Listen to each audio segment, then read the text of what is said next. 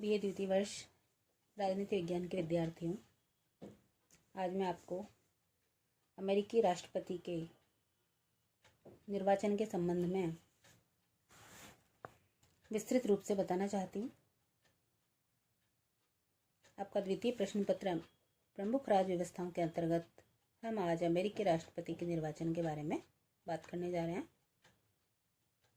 British राजनीति का सर्वाधिक आकर्षक तत्व यदि सम्राट का पद और व्यक्तित्व है तो अमेरिकी राजनीति का सर्वाधिक रंगीन और आकर्षक तत्व अमेरिकी राष्ट्रपति का निर्वाचन है। राष्ट्रपति पद पर आसीन व्यक्ति से लेकर साधारण से साधारण व्यक्ति द्वारा इसमें रुचि ली जाती है।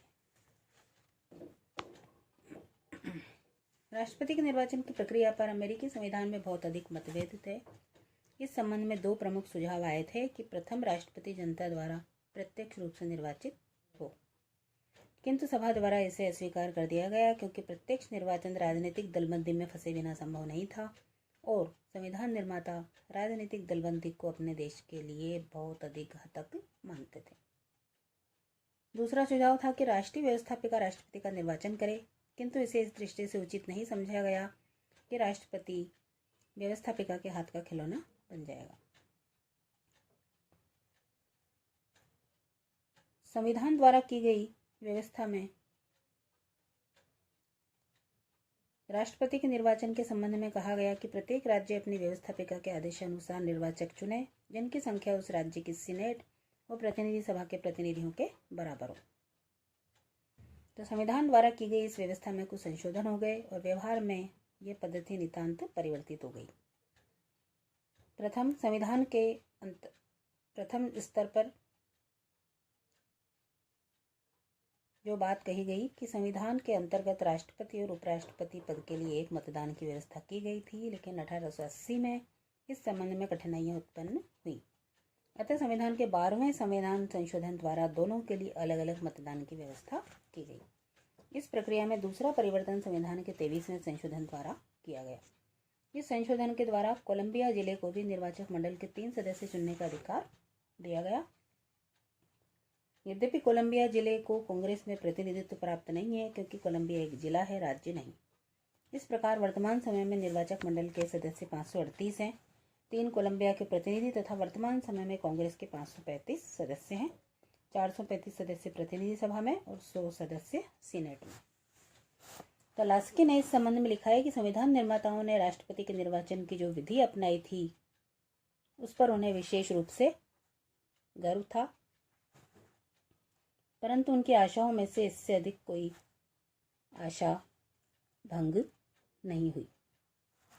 वर्तमान समय में राष्ट्रपति के निर्वाचन में अपनाई जाने वाली पद्धति को प्रमुखतः 5 चरणों में बांटा जाता है, जिसमें उम्मीदवारों का मनोनयन सर्वप्रथम चरण है।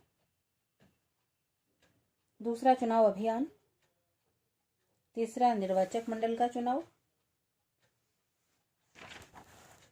चौथा, निर्वाचक मंडल द्वारा राष्ट्रपति का चुनाव। 5वां, नवीन राष्ट्रपति का पद ग्रहण।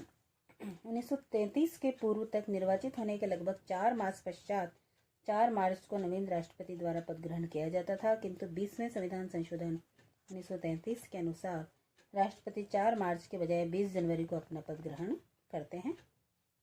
इस संशोधन में यह भी निश्चित किया गया कि यदि नवनिर्वाचित राष्ट्रपति की अपने पद पर आसीन होने के पूर्व मृत्यु हो जाती है तो उपराष्ट्रपति राष्ट्रपति बन जाएंगे। निर्वाचन प्रणाली की यदि हम आलोचना देखें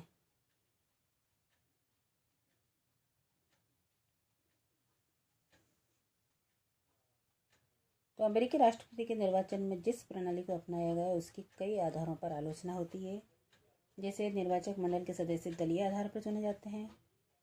दूसरा, राज्य विशेष में जिस राजनीतिक दल को बहुमत प्राप्त होता है उसे उस राज्य के सभी निर्वाचकों को चुनने का अधिकार प्राप्त हो जाता है। तीसरा, निर्वाचन में घनी आबादी वाले राज्यों का मतदान बहुत होता है और कम आबादी वालों का कम।